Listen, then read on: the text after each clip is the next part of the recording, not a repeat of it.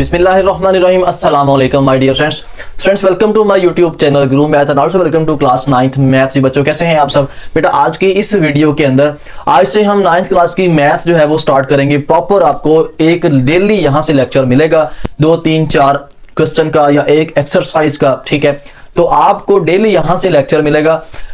फिलहाल हमारे पास जो एक्सरसाइज 1.1 है, लेकिन उसमें कुछ डेफिनेशन है, कुछ इंपॉर्टेंट चीजें हैं जो हमने सबसे पहले वो डिस्कस करनी है, फिर हम क्वेश्चन की तरफ मूव ऑन करेंगे। तो इसलिए सबसे पहले हम बुक की तरफ जाएंगे, मतलब बुक से जो डेफिनेशन वगैरह हैं उनको सॉल्व करेंगे। तो उससे पहले आपसे एक रिक्वेस्ट है, अगर आप चैनल पे नए हैं काइंडली चैनल को सब्सक्राइब कर लें ताकि नेक्स्ट आने वाली हर वीडियो हर नोटिफिकेशन आप तक पहुंच जाए। Thank you. अब हम मूव करते हैं क्वेश्चन की तरफ। बिस्मिल्लाहिर्रहमानिर्रहीम।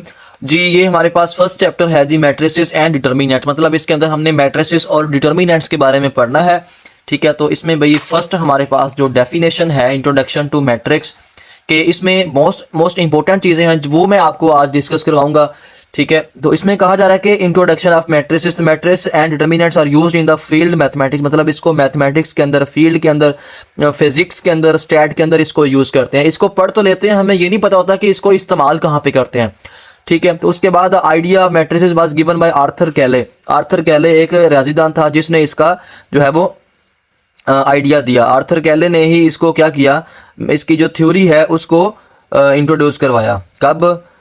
1858 में, ठीक है। ये मोस्ट इंपॉर्टेंट ये एमसीक्यूज के हवाले से या शॉर्ट क्वेश्चन के हवाले से मोस्ट इंपॉर्टेंट है। उसके बाद है जी इसमें आ जाते हैं जी ऑर्डर ऑफ मैट्रिक्स के, मैट्रिक्स का ऑर्डर क्या होता है, ये सारी चीज़ें आपको आगे एक्सरसाइज के अंदर देखें, उसमें यहाँ पे हमने बतानी है। तो इसलिए मैं आपको सबसे पहले वो चीज़ें समझा रहा हूँ। कहते हैं the find the order of the following matrices. अच्छा, ऑर्डर का आपको पता होगा तो हम उसको मालूम करेंगे ना, तो इसलिए सबसे पहले हमें ऑर्डर का पता होना चाहिए।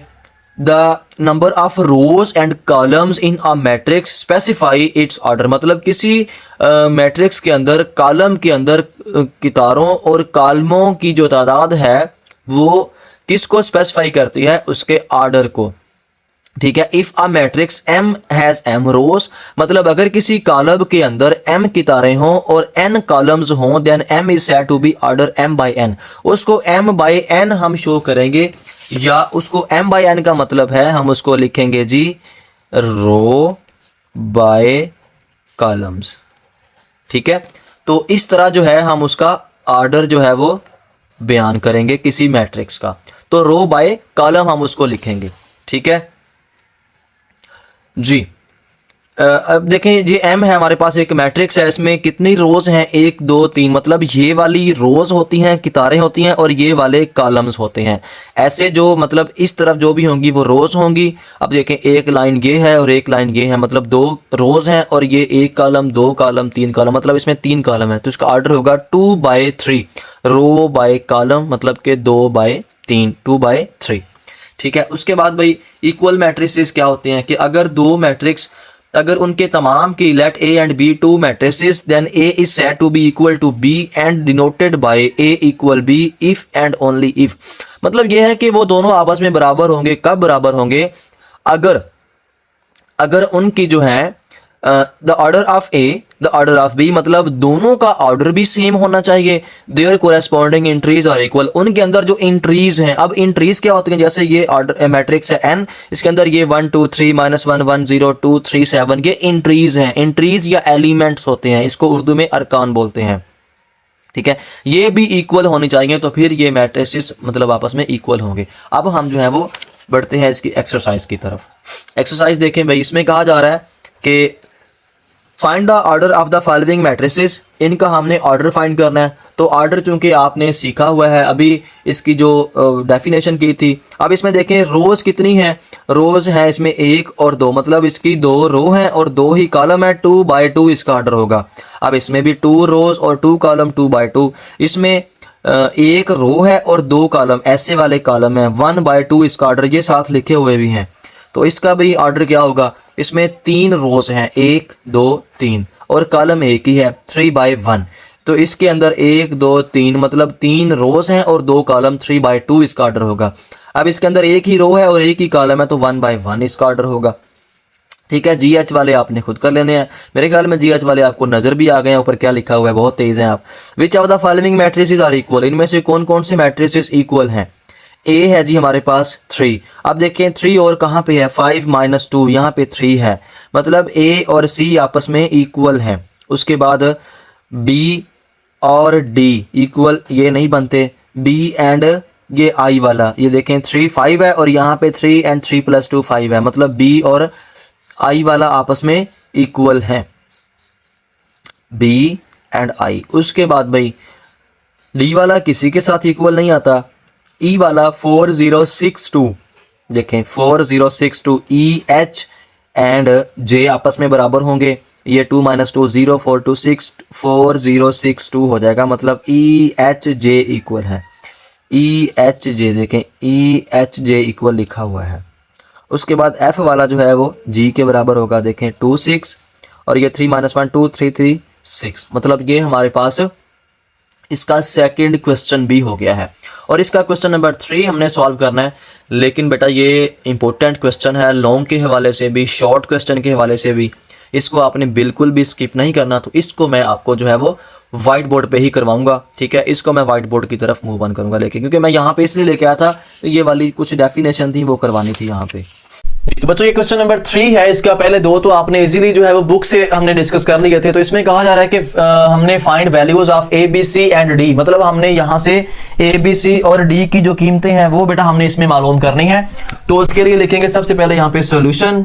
तो इसमें कहा जा रहा है कि दोनों मैट्रिसेस भी इक्वल हैं, क्योंकि दरमियान में इनके बराबरी की अलामत दी हुई है। तो दोनों मैट्रिक्स इक्वल कब होते हैं, ये प्रॉपर्टी आपने अभी पीछे पढ़ी थी कि दोनों मैट्रिक्स के अंदर अगर एंट्रीज उनकी इक्वल है, अगर उनके एलिमेंट्स सेम हैं तो वो इक्वल होते हैं। लेकिन यहां तो ए सी मतलब बी ए डी है, तो इनकी वैल्यूज अगर हम निकाल के एंड में इसको चेक कर लें तो इक्वल ही होंगे इसके। लेकिन अब इसका ये होगा, इसको लिखें पहले a + c c - 1 a + 2b 4d - 6 equal 0 -7 3 and 2d। ठीक है, इसमें से हमने करना ये है कि वैल्यूज फाइंड करनी है। देखें अगर ये आपस में मैट्रिक्स इक्वल हैं तो इनकी ये वाली a + c ये वाली एंट्री बराबर होगी 0 के, इक्वल टू 0। ठीक है, उसके बाद a + 2b इक्वल होगा इसके, a + 2b is equal to -7, फिर c - 1 इज इक्वल टू 3 होगा इसके, फिर हमारे पास 4d - 6 इक्वल होगा 2d के।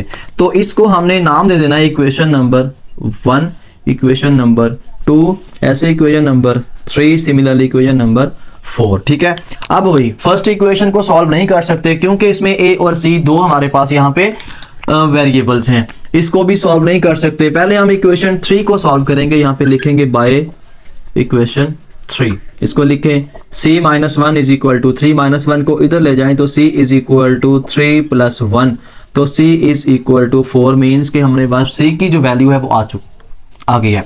तो ऐसे नेक्स्ट देखें भाई, अब हम इक्वेशन फर्स्ट को सॉल्व कर सकते हैं, इसमें c की वैल्यू पुट कर सकते हैं। ठीक है, तो यहाँ पे लिखेंगे put c is equal to 4 in equation 1 के अंदर पहले इक्वेशन 1 लिखें a + c is equal to 0, c की जगह पे आप लिखेंगे 4 इज इक्वल टू 0, तो a इज इक्वल टू -4, तो a की वैल्यू भी आ गई है।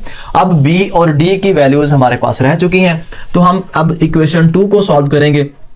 यहाँ पे लिखें put a is equal to -4 in equation 2, equation 2 को लिखें पहले a + 2b is equal to -7, a की जगह पे आ जाएगा -4 + 2b इज इक्वल टू -7। अब इस -4 को इधर ले जाएं तो 2b इज इक्वल टू -7 + 4, तो 2b इज इक्वल टू -3। अब हमने b की वैल्यू फाइंड करनी है, तो 2 को डिवाइड कर दें, इस तरफ भी 2 इस तरफ भी 2, ये कैंसिल, तो b इज इक्वल टू -3/2। अब भाई हमने हमारे पास जो वैल्यू रह चुकी है वो d की है, वो हम फाइंड करेंगे। इसको लिखें बाय इक्वेशन, यहाँ पे लिखेंगे बाय इक्वेशन 4 को लिखें 4d - 6 is equal to 2d, which implies that 2d को इधर ले आए, 4d - 2d is equal to इस -6 को उस तरफ ले जाएं, ये पहले इधर ऐसे करें -6 इज इक्वल टू 0। अब इस -6 को उधर ले जाएं, 4d - 2d 6 is equal to 0, इसको यहाँ शिफ्ट कर लें, 2d minus 6 is equal to 0, तो 2d इज इक्वल टू 6, इसका बटा 2, इसका बटा 2, ये कैंसल, तो d इज इक्वल टू 2 3 पे 6। देखिए भाई d की वैल्यू हमारे पास 3 आ चुकी है, मतलब हमने यहाँ पे a b c and d चारों वैल्यूज फाइंड कर लिया, तो यहाँ पे हमारा क्वेश्चन बेटा कंप्लीट हो गया। एक्सरसाइज 1.1 हमारी कंप्लीट हो चुकी है, लेकिन मैंने कहा था कि इसको हम चेक करेंगे क्या ये वाकई ही बराबर आते हैं। ये आपको मतलब कि इंटरेस्टिंग चीज है कि ये दोनों मैट्रिसेस इक्वल भी हैं, जो मैंने पहले बोला था कि दोनों इक्वल हैं। अब ए इसकी जगह पे आप वैल्यू पुट करें, ए की जगह पे ए की वैल्यू क्या थी माइनस का 4, फिर सी की जगह पे सी की वैल्यू प्लस 4 पुट कर दें। उसके बाद ए की जगह पे हमने क्या पुट करना है -4 प्लस 2, बी की जगह पे बी की वैल्यू -3/2 पुट करना है। ठीक है, तो अब भाई c-1 c की जगह पे 4 - 1, उधर 4d - 6 की जगह पे 4d की जगह पे 3 - 6।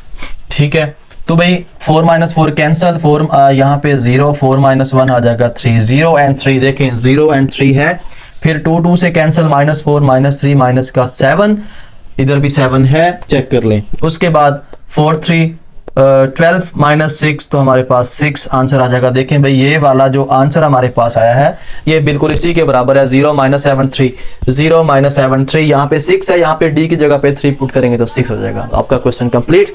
इसके साथ ही मुझे इजाजत दें, दुआ में याद रखेगा। इंशाल्लाह नेक्स्ट मिलेंगे नेक्स्ट वीडियो में। मैं फिर बताता हूँ कि इससे आपको प्रॉपर लेक्चर मिलते रहेंगे। वीडियो को लाइक लाजमी कीजिएगा, चैनल को सब्सक्राइब लाजमी कीजिएगा। अल्लाह हाफिज।